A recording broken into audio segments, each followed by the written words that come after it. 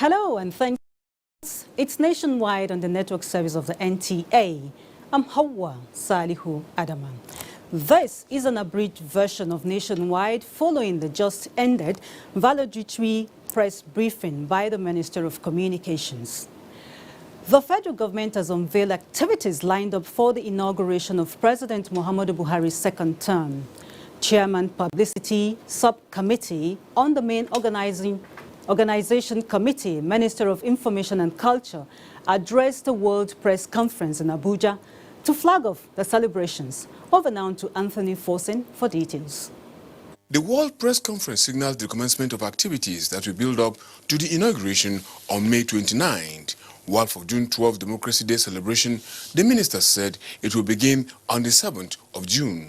Lai Mohammed said the events will be low-keyed, explaining that the 2 weeks interval is not feasible for dignitaries to be invited for both events. Therefore, dignitaries have been invited for the June 12 Democracy Day celebration alone.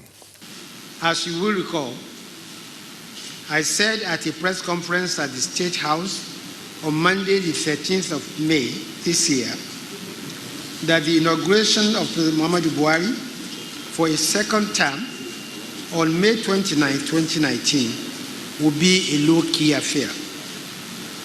I also said a number of the events slated for the inauguration will now be held during the first observance of June 12 as Democracy Day.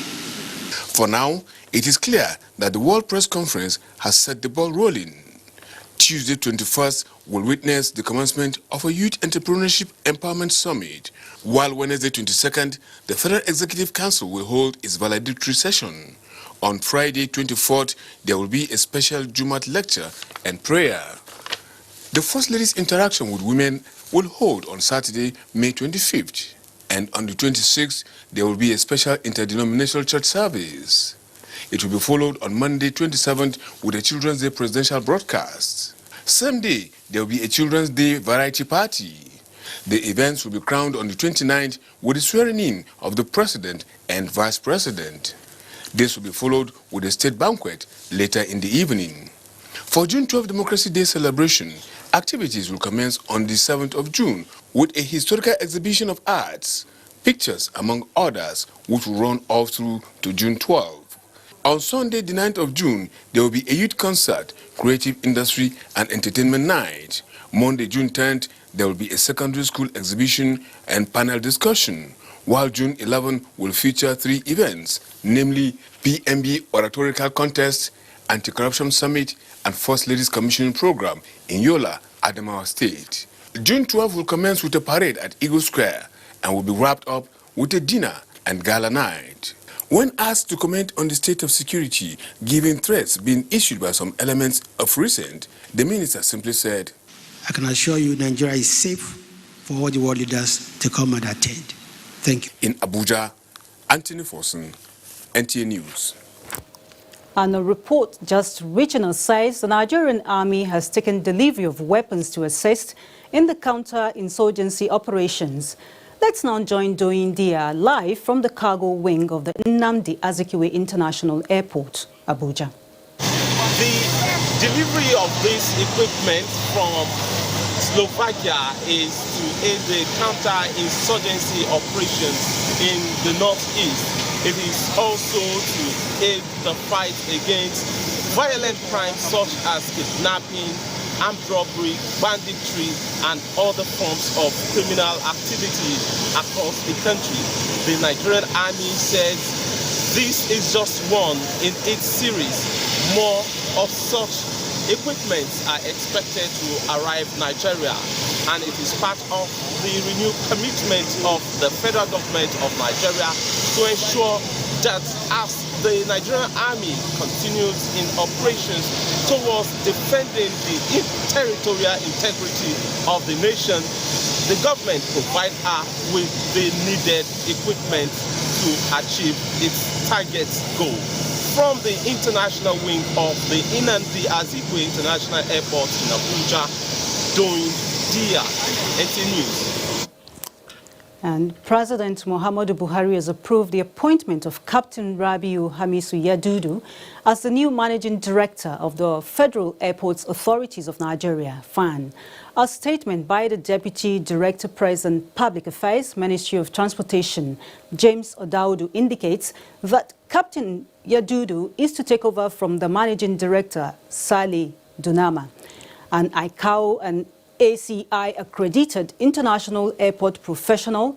Captain Yadudu was, until his new appointment, the Director of Operations of the authority. His appointment takes immediate effect.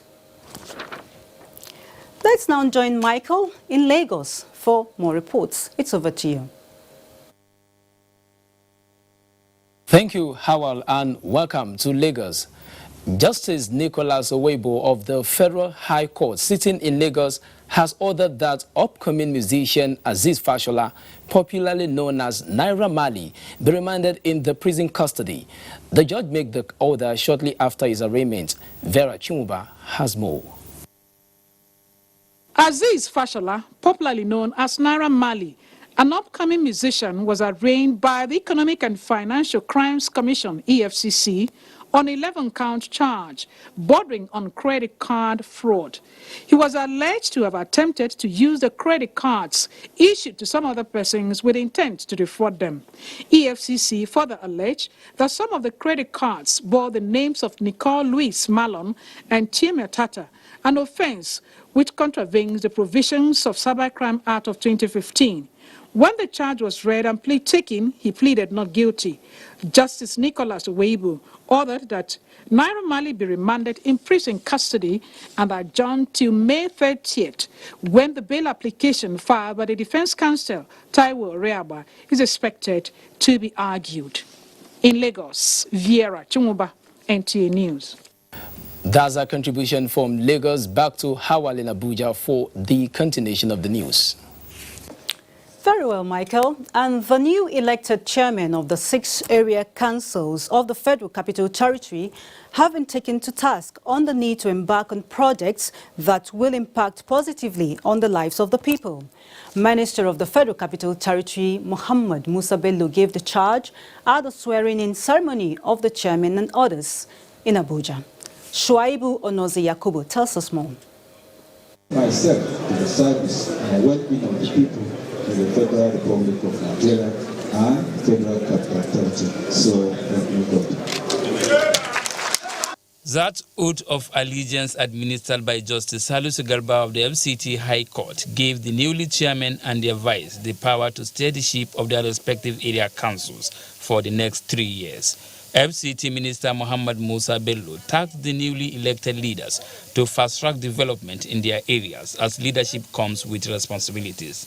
He urged them to complete ongoing projects and to ensure the welfare and well-being of the people receives topmost priority.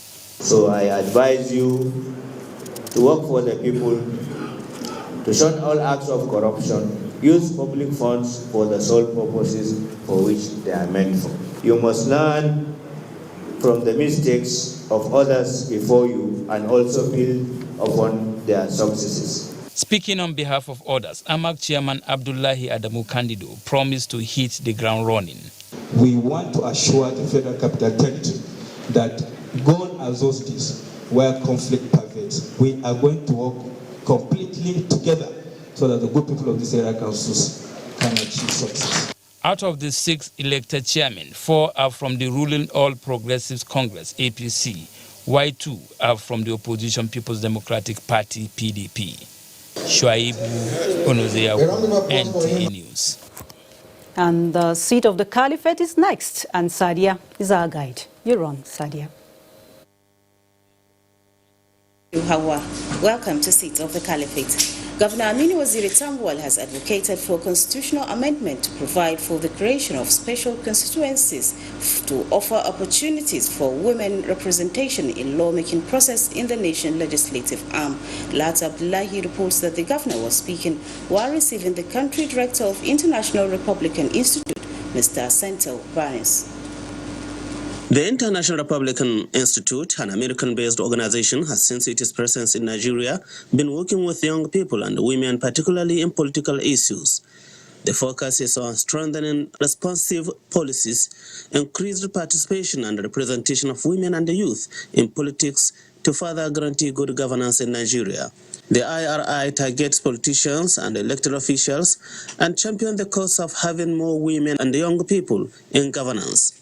One of the aspects of our program is how can we increase the participation of young people, also of women and persons with disabilities in the party, not to come around at election time to run for office. As a Democrat, Governor Aminu Waziri Tambol said the political atmosphere in the political parties seems to be hostile, making it difficult for women and youth to survive during the party's primaries. He called for the sustenance of IRI activities in Nigeria. You may take it as a challenge and possibly pilot it alongside our friends in the civil society and see how best that may be achieved. I believe if we try that, it may work for us. The International Republican Institute is among the bodies that conducted the signing of peace accord among politicians and the political parties in the build-up to the 2019 general elections in the country. In Sokoto, Alhatu Abdullahi, NTA News. That's it from Sokoto. It's now back to Hawa in Abuja for more on Nationwide. To education now, if Nigeria must meet its developmental targets and national goals, ICT in education must be brought to the front burner. Meeting the goals is a target of the National Policy on ICT and its guidelines in education launched by the Ministry of Education. Abdullahi Musa Suleja reports. In the global discourse, Nigeria is not involved when it comes to the issue of information and communication technologies, at least in education. The National Policy on ICT in education was developed in 2010, but could not be implemented due to the absence of guidelines not until the present administration came on board and directed a review backed up with funding.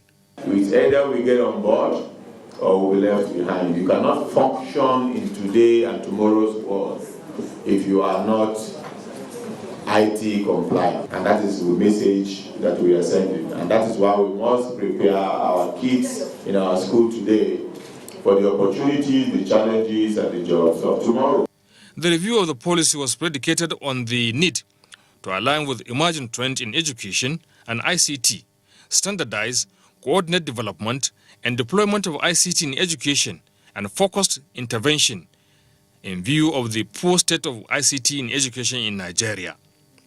The mission is to meet the human capital requirement of the nation for attaining and enhancing sustainable socio-economic development, global competitiveness, as well as individuals' ability to survive in contemporary environment using ICT.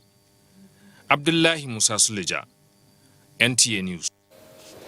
And over now to Zulay in Kaduna for the next report.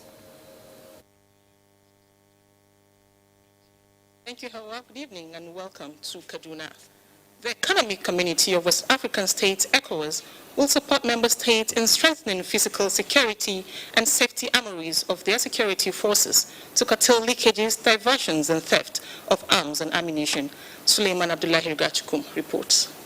The ECOWAS Commission, in collaboration with the government of Germany, technical partners, national weapons and ammunition and National Center for is conducting the multi-phase competency training at Nakiluka Away, the National Peacekeeping Center Georgia, involving practical builders, mitigate easy access to weapons across border nations by establishing standards in best practices. We sincerely apologize for the audio challenge from our Kaduna Network Center. Moving on, Nigeria is to adopt the FAAN oxidation technology for proper industrial waste management and disposal in order to ensure clean, better environment and protect the ecosystem. The Federal Ministry of Science and Technology, in collaboration with the Nigerian Institute of Leather and Science Technology, is leading a sensitization on promoting clean technology for effective waste management of toxic metals from leather and petrochemical industries. Justin Bem Unye reports. As Nigeria's population increases rapidly, so are the emerging issues of industrial processing and human activities. Consequently, environmental experts are saying the improper disposal and ineffective management of industrial waste such as effluent, waste from tannery, chemicals and petrochemicals, mining, paints and other waste emissions have created major environmental issues of great concerns across the country. The government is now worried about the most common methods of waste disposal in Nigeria, which includes waste burial, open dumping, waste transfer from one region to another, and open air burning, which are found to be ineffective and detrimental to public health and environment. With the FAAN oxidation technology now to be adopted, it is an environmentally clean technology that minimizes the generation of secondary waste. Is cost-effective and requires minimal energy that will reduce environmental pollution arising from effluent waste discharge. And we have focused on two things for now: the leather and petrochemical industries. And at the end of the day, if this technology is adaptable and found effective, then it's not just only them, it can even apply to so many other industries. And that is the ultimate goal. In our institute, we are taking care of the waste coming out of the manufacture of leather, which we call ternary effluent. In our environment, we take care of it. We have the technology to take care of it. And we are encouraging other industries like the tanneries in Kano to do the same. Currently, there exists no treatment plant utilizing the FAAN oxidation technology in the country. In Abuja, Justin Bemunyi, NTA News. Agatha in Benin is next on Nationwide.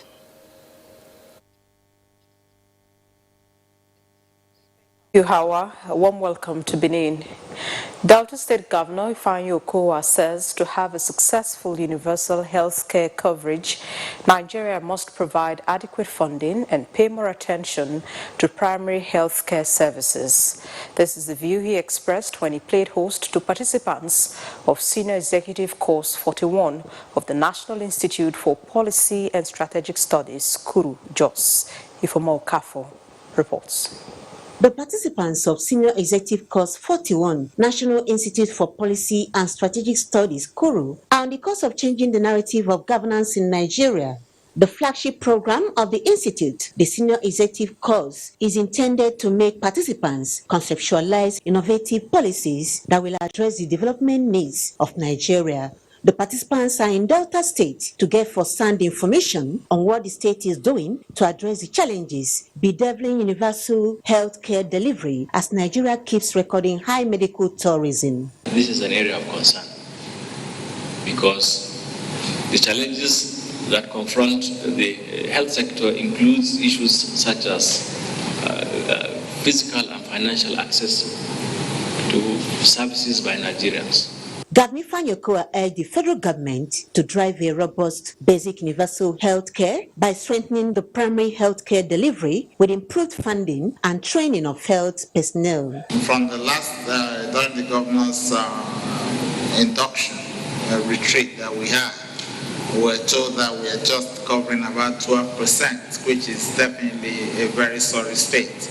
If after 15 years we're doing 12%, something is obviously wrong. National Institute for Policy and Strategic Studies, KURU, was established in 1979.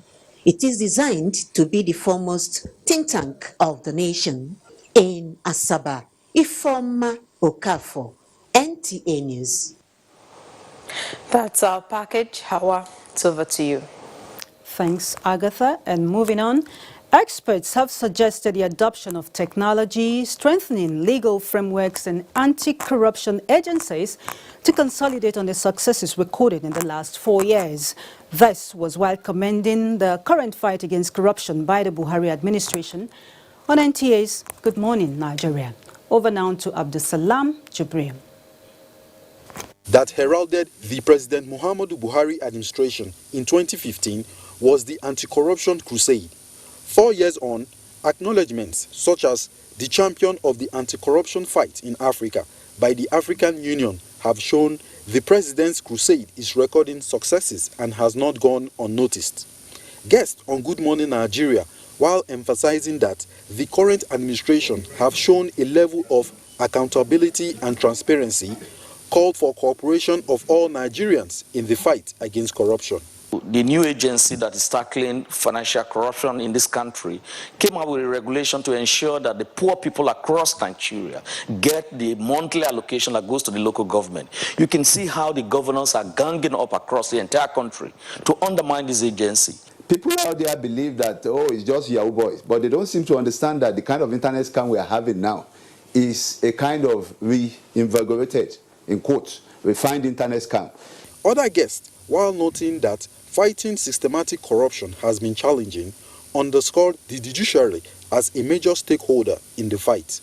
You have $1 million. Your total salary since 1980 to date is $1,000. If you never spent it, can you please just explain one sentence? But we will allow, the lawyer will bring application, they will grant it, adjourn 2 months. Lawyer will bring application, adjourn 3 months. 5 years for one person to explain. There is this platform of under GIFA and many other fora to have mutual legal assistance, so that a crime here is a crime there. They also maintain that pervasive corruption has dire consequences and its eradication will be a major economic breakthrough for the country. In Abuja, Abdulsalam Jubril, NTA News. One of the core values of the NTA is fairness, which entails accommodating all, irrespective of religion, social or political affiliation. To this end, NTA Oka has organized its first Ramadan lecture. Let's now join Daniel Lupai for details. It was indeed expository and correction of certain misconceptions about Islam as a religion, as faithful and scholars who attended the Ramadan lecture had their questions put in the right perspective. Guest lecturer at the event, Dr. Y.A. Adekola, who spoke on the theme, Al-Islam, the complete way of life, espoused that Islam as a religion permeates human life, provides answers to fundamental issues of life, and consists of doctrines and system of rules and regulation which give direction to human existence. Islam loves tolerance. Islam is an advocate of peace, and you must coexist with other people. Every religion preaches holiness and complete submission towards Almighty Allah. Allah subhanahu wa ta'ala enjoined us not to be a person that will always cause dispute. Since we do this for other faiths, I think it is imperative for us to do it for the Muslims during this Ramadan lecture to capture the mood of the season. In the spirit of oneness and tolerance among Nigerians, the Muslim Ummah observed one of their prayers in Antioch premises. Organizers say it is in tandem with one of the core values of the organization, which is being impartial or fairness to all, irrespective of your religious affiliation. In Oka, Daniel Okbai, NTA News. And that's Nationwide this Monday. We thank you for joining us. More reports on the network service. Good evening.